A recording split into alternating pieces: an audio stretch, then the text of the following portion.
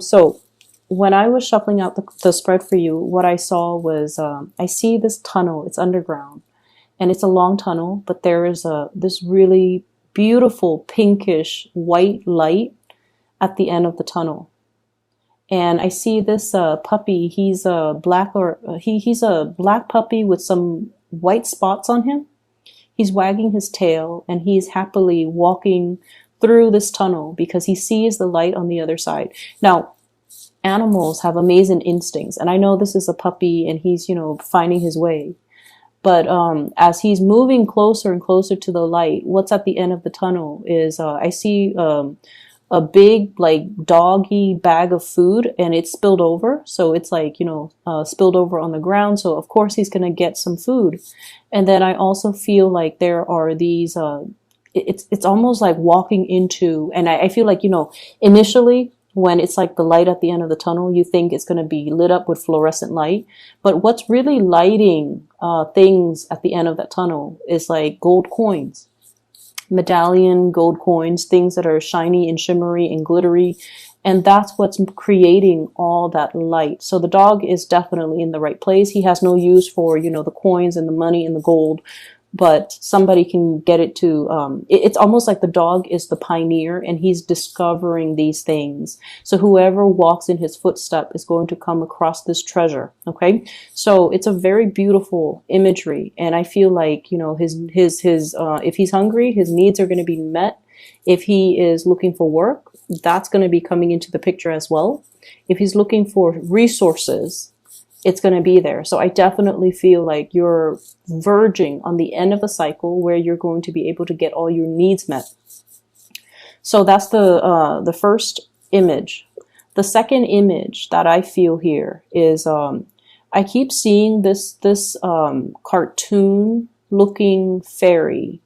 And I don't know the movie. I think it might have been Sleeping Beauty, where the fairy godmothers, there are three of them, I believe, and they're kind of pudgy. They're a little bit on the heavier side. So I see this pudgy fairy, and she has like really small wings, and the wings are like flapping. And she's holding this wand, and she's smiling. So she seems like very benevolent. And I feel like she's like smoothing out somebody's hair, like comforting them, smoothing things out. Making a situation better, ironing things out, and just overall, there's this really strong energy of spiritual, ancestral protection coming through for you. Okay.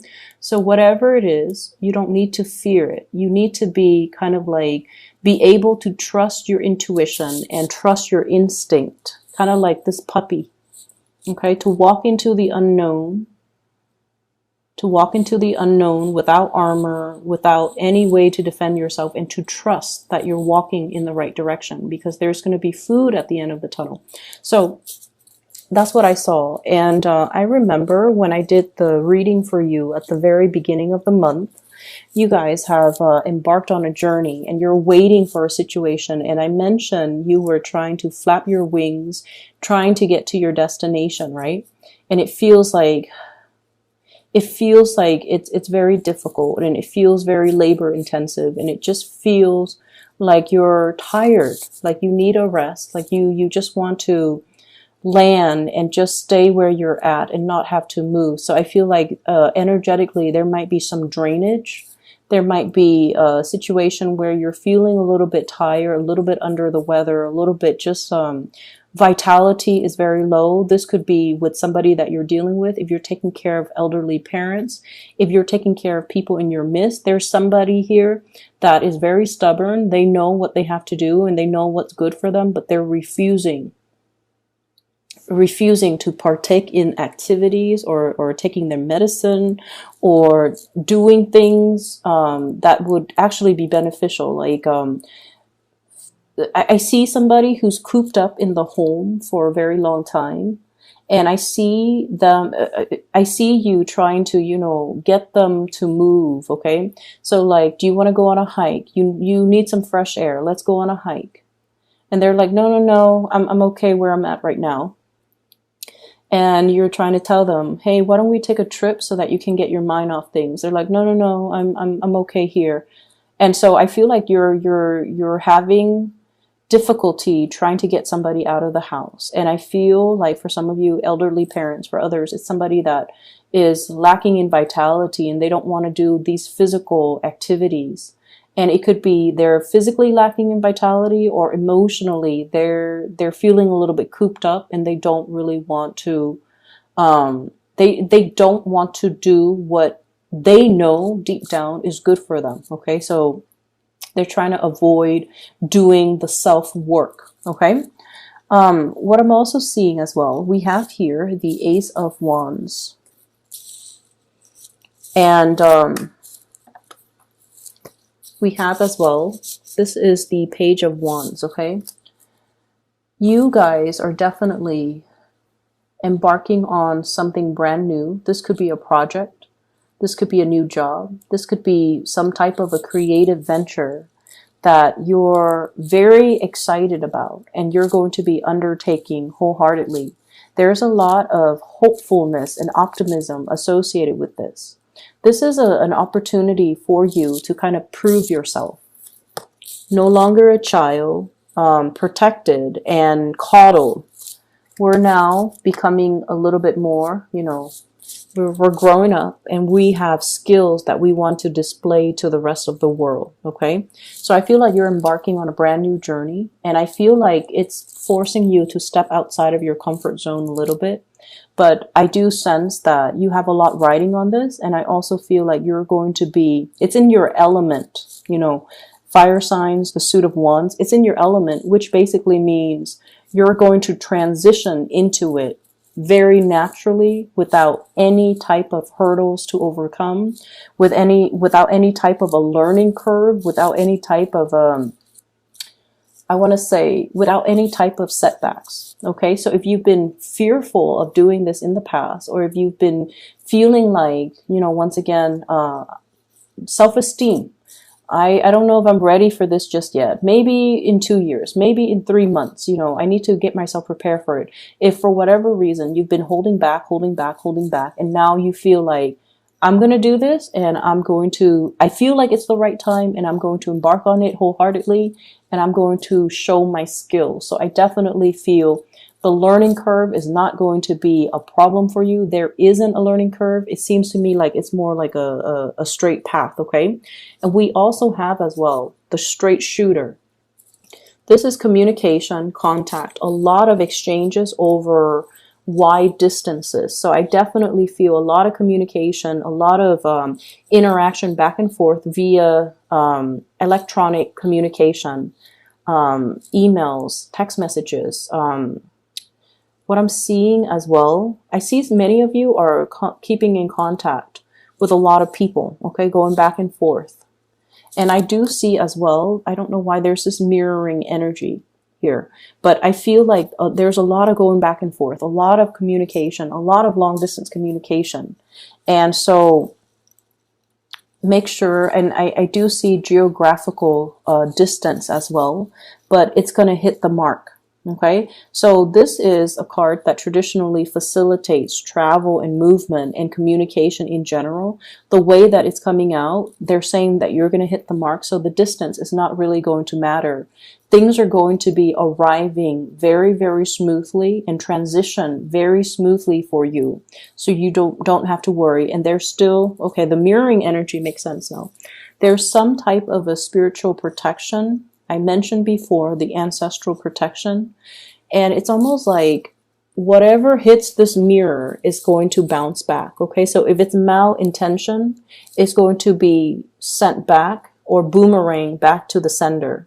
So if you've been dealing with any situation where you feel like you have to shield yourself, or if you have to kind of keep your opponents at bay or try to keep the negativity, away from you, I feel that there is going to be some reprieve from that. And especially there's going to be some type of divine protection where it's going to bounce back that energy and it's not going to energetically affect you. So there's a lot of protection coming through from this spread.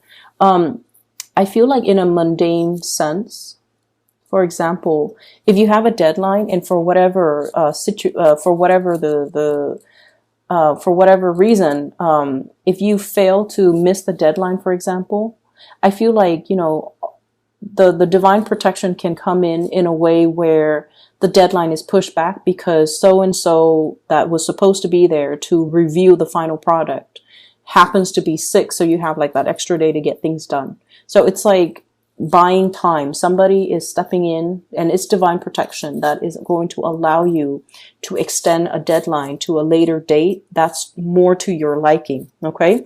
And I also sense as well, if there has been like some type of mistakes that you have made in the work environment, something minor, like a typo, like if you're publishing like a manual and there's a typo, and it's going to be, or on a PowerPoint presentation, and you're going to be in front of the entire work crew giving this PowerPoint presentation, and there's like a glaring typo.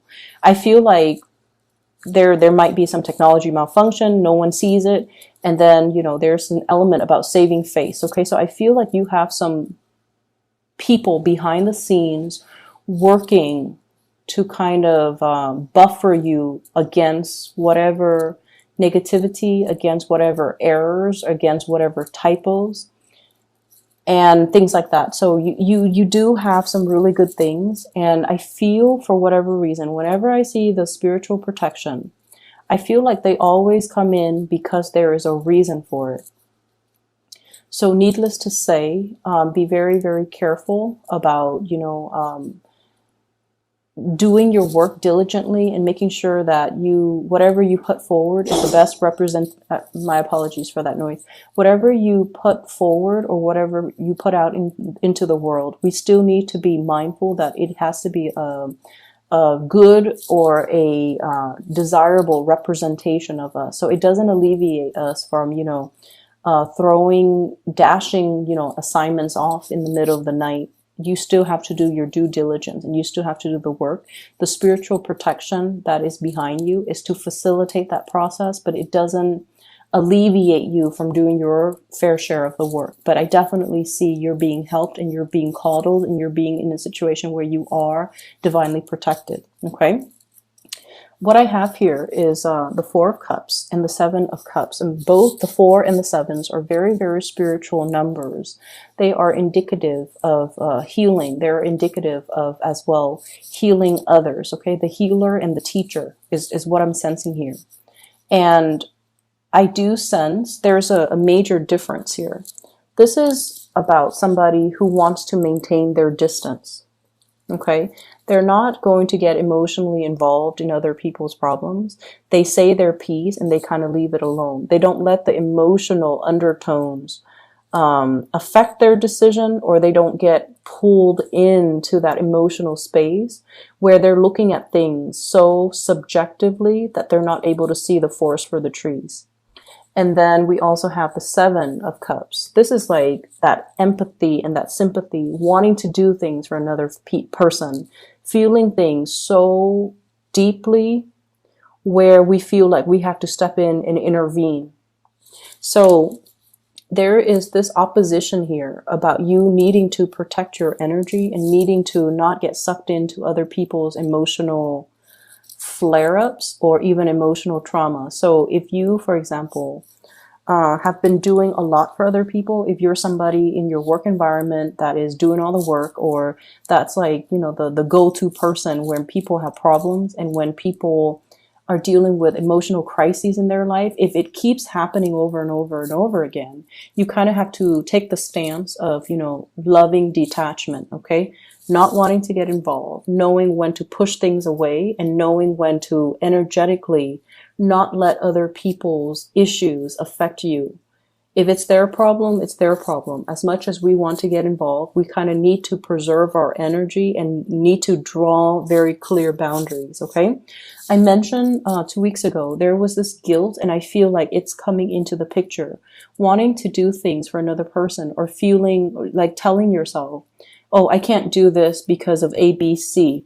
And usually those A, B, C reasons are linked up with another person that you feel this sense of indebtedness to. So I don't know, for some of you, I feel like somebody helped pave the way for you. Somebody provided something so that you could do something else. And I feel like there's a sense of guilt, there's a sense of indebtedness. And I feel like it doesn't have to be that way. So you kind of need to draw back your energy and to also learn to, it's almost like, yes, they built the foundation. You know, the fours are about the foundation. Yes, they built that foundation. But without your skills, without your diligence, without your hard work, you couldn't resurrect anything from that foundation. So they built the foundation, but it was your hard work that created everything else that came after. So you have to give yourself that credit and not feel that sense of indebtedness to another person. So I feel like there's something here where you are underestimating your capabilities or underestimating your strength, okay? I'm seeing as well, we have here shining away from the sunlight and the spotlight. So this is the Five of Wands. Not wanting to be in that sunlight or that spotlight. Conflict avoidant as well. Boundaries, okay? So making sure that you stand up for the things that you believe in. And this is something that I feel strange saying to an Aries, because you guys are very militant about defending your beliefs. You guys are quite aggressive when it comes to, you know, giving somebody your 2 cents. You know, you do get upset, you blow up, and then you get over it. But there is a situation here. The fives indicate opposition. It doesn't have to be nasty or drawn out, or, you know, it can just be a situation where we do not see eye to eye with another person. And I feel like you're blocking away this conflict. And I feel that you need to kind of face it head on. Underneath it is the devil. And this is something that, you know, the devil is kind of like the greatest like sleight of hand. Okay. So it's almost like we fear it because we feel like he might exist out there somewhere, but it's in our mind space. Okay, so it's almost like the imagination runs wild and we make a situation a lot scarier than it has to be. So unless we face it head on, it's going to be constantly, you know, this dreaded fear, but it's not very real. So unless we face it head on, we're not going to be able to banish the fears. We carry it with us. So, and once again, like I said, I feel like it's a little bit strange for me to mention this for you guys, for Aries, but I feel like there's something here where you're trying to avoid conflict. You're trying to hold back. You're trying to appease the other person. And in a way, succumbing to that too much and not voicing your opinion or not drawing boundaries or not being able to confront or face the situation head on, I do feel that you're giving your power away. Okay. So make sure that you are aware of this and, you know, say your piece, hit your mark and move forward. Okay.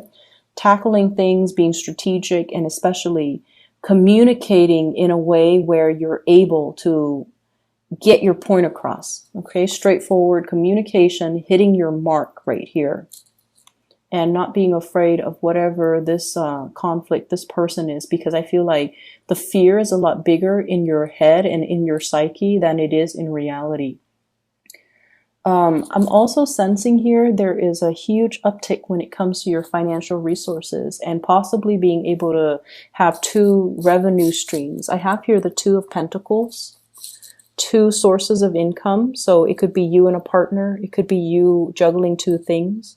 And I feel like something is very, very brand new. It needs to be taken seriously and treated almost like with, you know, kitty gloves, okay? Something that is very delicate. It needs an opportunity to grow and it needs to be taken very seriously. So, you know how in the traditional Rider-Waite deck, the 2 of Pentacles is the man juggling the 2 pentacles. In this situation, it's almost like, which one do I treasure? There are 2 cats here and they're both, one is new. I guess one is a little bit more, this one looks like it's older. That one looks like it's a kitten. And so if it's brand new, you want to devote a little bit more time to it, okay? Until it's self-sustaining, until it's self-sufficient. So this is pretty much telling you not so much to multitask, but to do something, whatever that's newer, whatever that you need to kind of like get off the ground in a very foundational way. Establish that foundation first before you devote more time to what the existing thing. Okay, so treat things that are new, that are emerging, with a little bit more care and a little bit more attention, because it's new, and so it requires a lot more work. Okay, so the initial work that you put in, it's going to pan out. Just be very diligent, be very patient with it, and especially give it that care and that attention until it's able to progress on its own. All right. Finances is going to be picking up for you guys very quickly. What I have here is the Eight of Pentacles. This is basically that harvest, okay?